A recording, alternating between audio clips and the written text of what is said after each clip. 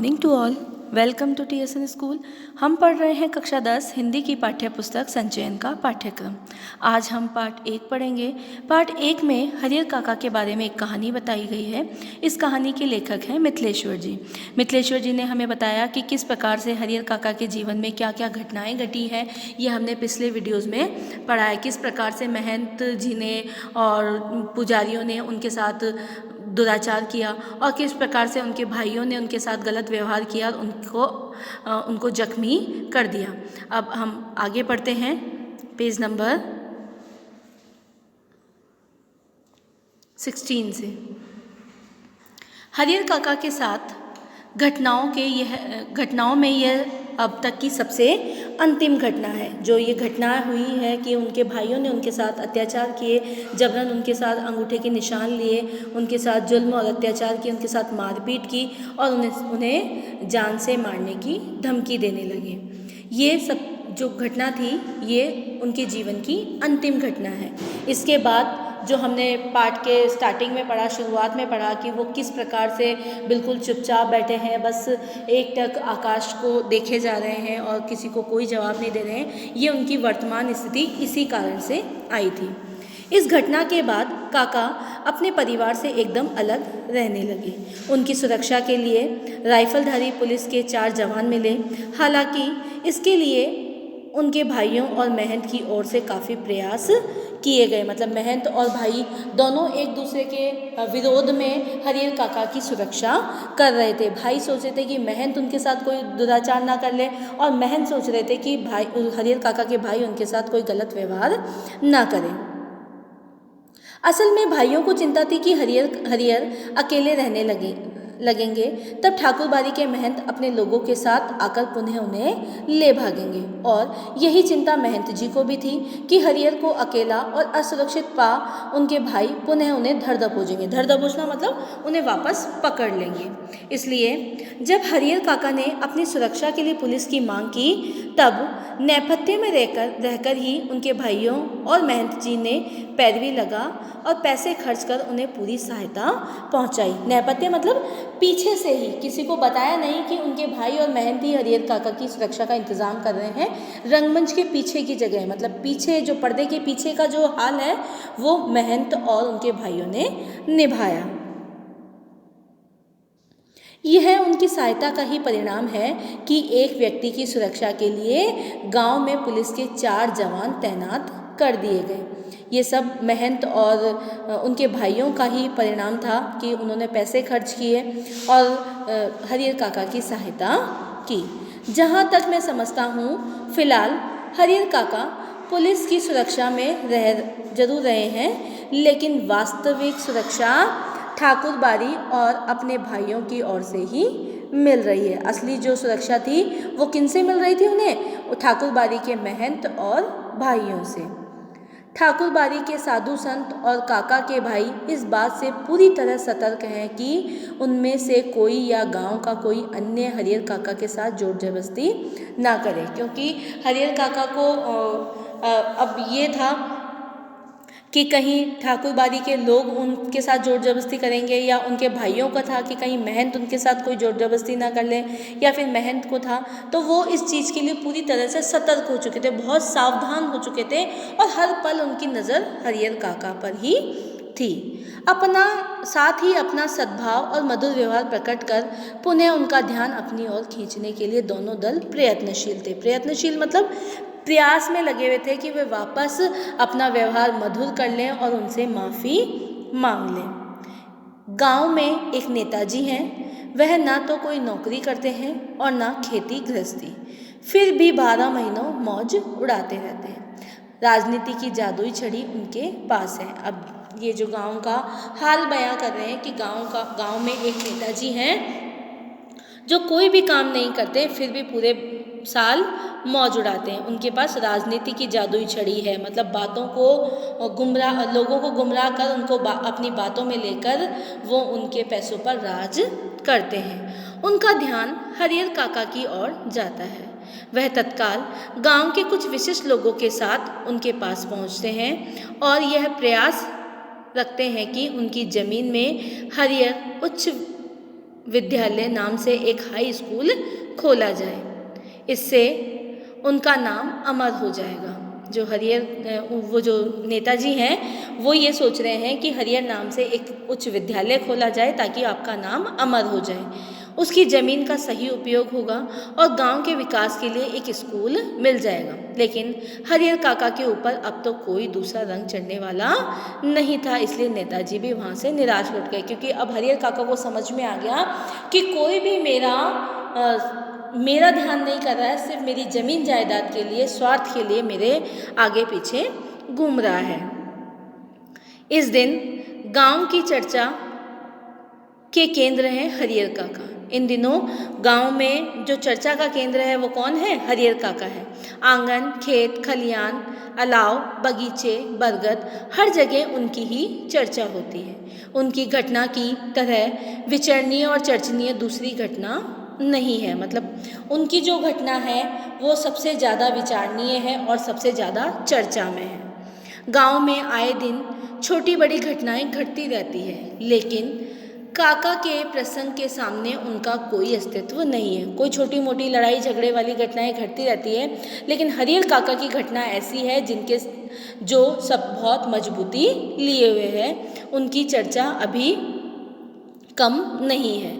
गांव में जहाँ कहीं और जिन लोगों के बीच हरिहर काका की चर्चा छिड़ती है तो फिर उसका कोई अंत नहीं है। लोग जब हरिहर काका के विचार में बात करते हैं, उनके प्रसंग में बात करते हैं, उनके बारे में सोचते हैं तो उसका कोई अंत नहीं है। कोई अपनी अपनी राय देते हैं। लोग तरह तरह की संभावनाएं व्यक्त करते हैं कि इस तरह से हो सकता था, इस तरह से व्यवहार किया जा सकता था, प्यार से कोई बात समझाई जा सकती थी। इस तरह की वो अपनी अपनी संभावनाएं व्यक्त कर रहे हैं कि ऐसा कुछ हो सकता है।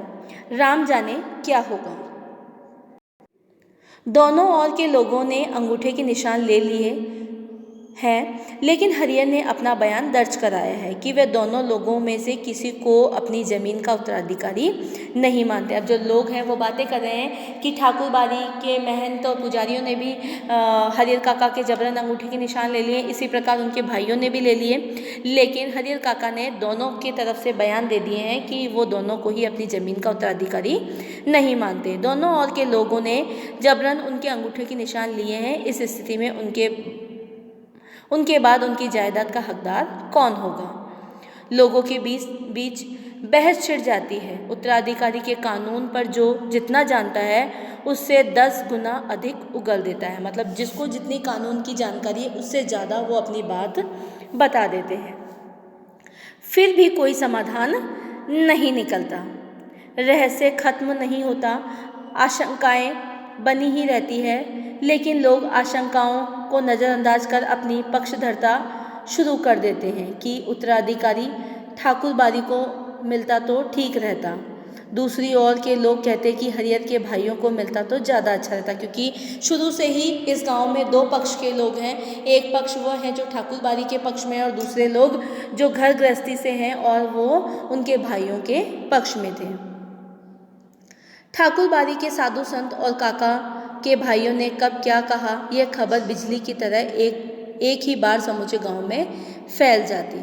खबर झूठी है या सच्ची इस पर कोई ध्यान नहीं देता। जिसे खबर हाथ लगती वह नमक मिर्ची मिला उसे चटकाकर आगे बढ़ा देता। मतलब बढ़ा चढ़ाकर उनकी बातों को आगे से आगे चलाया जा रहा था, आगे से आगे बढ़ाया जा रहा था। एक खबर आती है कि महंत जी और हरिहर काका के भाई इस बात के लिए अफसोस कर रहे हैं कि अंगूठे के निशान लेने के बाद उन्हें हरिहर काका को खत्म क्यों नहीं कर दिया। बात ही आगे नहीं बढ़ती। अब लोग बाग हैं जो अलग अलग तरह की बातें बता रहे हैं। उसमें पहली बात ये आती है कि अगर ऐसा होता कि हरिहर काका को अंगूठे के निशान लेकर उनको खत्म कर दिया जाता, यानी उन्हें मार दिया जाता, तो ये बात आगे ही नहीं बढ़ती। इसके बाद एक दूसरी खबर आती है कि हरिहर मरेंगे तो उन्हें अग्नि प्रदान करने के लिए ठाकुर बाड़ी के साधु संतों और काका के भाइयों के बीच काफ़ी लड़ाई होगी। दोनों ओर से अग्नि प्रदान करने का निश्चय हो चुका है। इस संदर्भ में उनकी लाश हस्तगत करने के लिए खून की नदी बहेगी।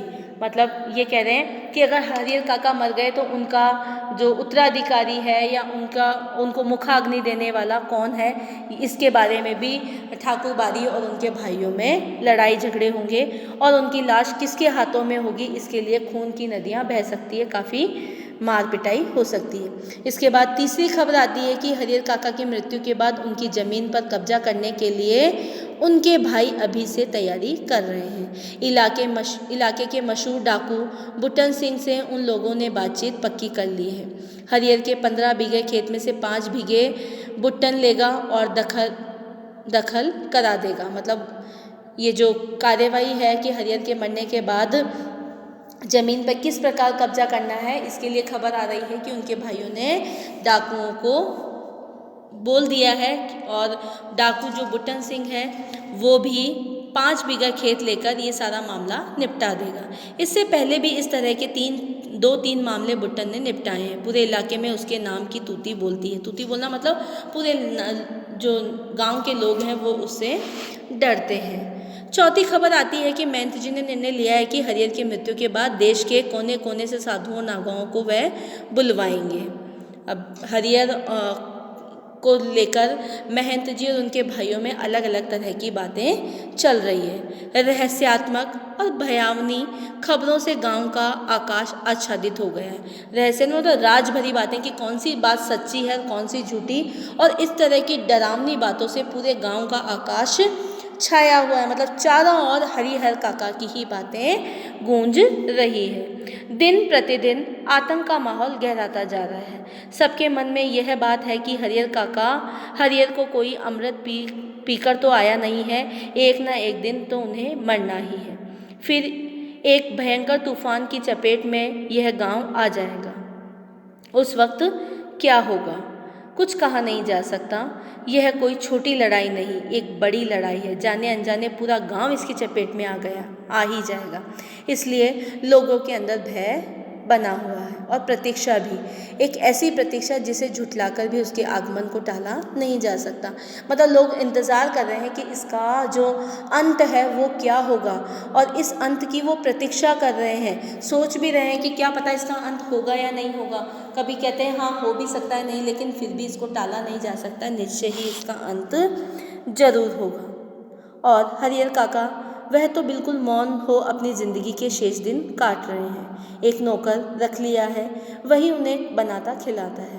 उनके हिस्से की ज़मीन में जितनी फसल होती है उससे अगर वह चाहते तो मौज की ज़िंदगी बिता सकते थे, लेकिन वह तो गूंगेपन का शिकार हो गए। जो इतने अत्याचार उनके घर परिवार वालों ने उनके साथ किए, महंत जी ने उनके साथ किए, इससे उनको सदमा लग चुका है और वो बिल्कुल चुप हो चुके हैं, मौन हो चुके हैं। कोई बात कहो, कुछ पूछो, कोई जवाब नहीं। खुली आंखों से बराबर आकाश को निहारा करते हैं। सारे गांव के लोग उनके बारे में बहुत कुछ कहते सुनते हैं, लेकिन उनके पास अब कहने के लिए कोई बात नहीं है। पुलिस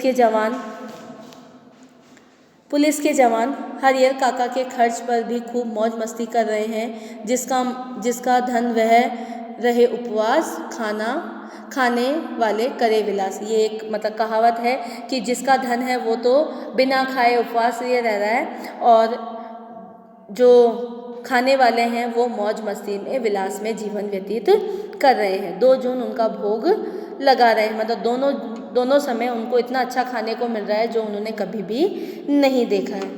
इस लेखक ने इस कहानी के माध्यम से हमें ये समझाना चाहा है कि समाज में बहुत से लोग ऐसे होते हैं जिनकी अलग अलग प्रवृत्ति होती है। वे अपने स्वार्थ के लिए अपनों को भी धोखा दे सकते हैं। इसलिए हमें अपने साथ रहने वालों के साथ भी सतर्क रहना चाहिए। धन्यवाद।